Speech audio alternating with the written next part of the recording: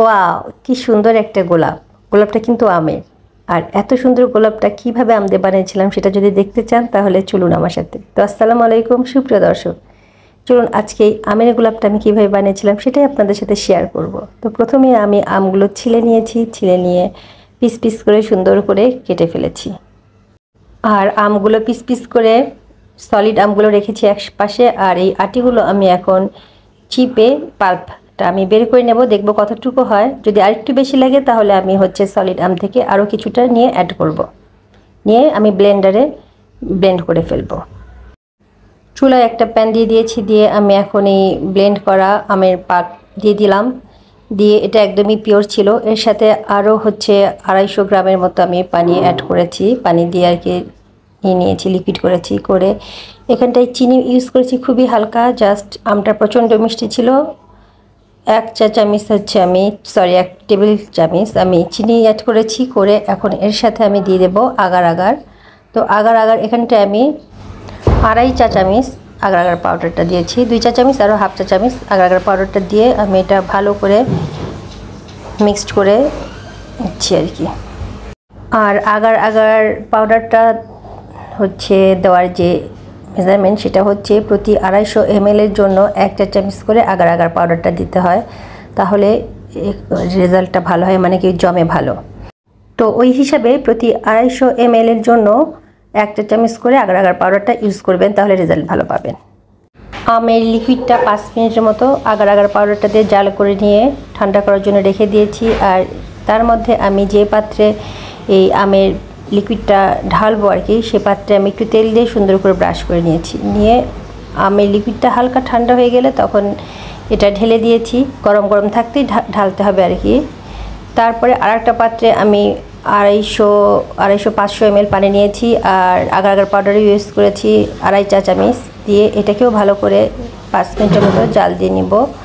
আর এখন এই পানিটার সাথে আমি ফস্টার ক্লার্কের ম্যাঙ্গো এসেন্সটা দিয়ে দিয়েছি 1 চা চামচের মতো। সেই সাথে চিনি অ্যাড করেছি 1 টেবিল স্পুন, সাথে আরও 1/2 টেবিল স্পুন চিনি অ্যাড করেছি। মিষ্টিটা খুবই হালকা হবে, কারণ আমটা খুব তীব্র মিষ্টি ছিল, সেই জন্য আর মিষ্টি আমি বেশি দিইনি। তো এক্ষেত্রে আপনারা মিষ্টির পরিমাণটা আপনাদের টেস্ট অনুযায়ী বেশি করতে পারেন, এটা পুরোটাই আপনাদের উপর ডিপেন্ড করবে। তো যাই হোক, এটাও ভালো করে বয়েল করে নিয়েছি। বয়েলিং ওঠার পরে 5 মিনিটের মতো জাল দিয়ে নিয়েছি। তারপর একটু ঠান্ডা করতে দেব। আর এখানটাই যে আমের পাল্পটা আগে যেটা রেখেছিলাম সেটাও ঠান্ডা হয়ে গেছে, কিন্তু খুব ঠান্ডা হবে না, মানে হালকা গরম থাকবে। সেটা হাত দিয়ে আপনাদের বুঝতে হবে যে কতটা যে ঠান্ডা হয়েছে। বেশি ঠান্ডা হলে কিন্তু জয়েন্ট খুলে যাবে আর কি, সেজন্য গরমও থাকবে আবার ঠান্ডাও থাকবে, এইরকম একটা মেজারমেন্টে আপনাকে এর উপরে লেয়ারটা দিতে হবে। তো আমি এখানটায় আমগুলো সব সুন্দর করে বিছিয়ে দিয়েছি। দিয়ে তারপরে এখন আমি যে লিকুইডটা করলাম পানির সাথে আগার আগার পাউডার দিয়ে যে মিশ্রণটা তৈরি করেছি সেটাও এখন আমি এর উপরে আস্তে আস্তে করে দিয়ে দেব। এটাও আপনার একদম খুব গরম থাকবে না, আবার একদম ঠান্ডাও থাকবে না, একটা যে হাতে গরম এরকম থাকবে। তারপরে এটা আমি এই আমের উপরে দিয়ে দেব। আর এটা ঠান্ডা হয়ে গেলে কিন্তু এই মিশ্রণটা কিন্তু জমে যাবে। আগার আগার পাউডারটা আপনারা হয়তো সবাই জানেন যে এটা জমে যায়, ঠান্ডা হলে জমে যাবে। তো আমি সুন্দর করে এটা ছড়িয়ে দিলাম, দিয়ে চামচ দিয়ে একটু ভালো করে এটাকে প্রেস করে দিলাম যাতে আমটা ভালো মতো সেট হয়ে যায়। তো তারপরে এটা আমি ফুল ঠান্ডা হয়ে গেলে ফ্রিজে রেখে দেব 4-5 ঘন্টার জন্য।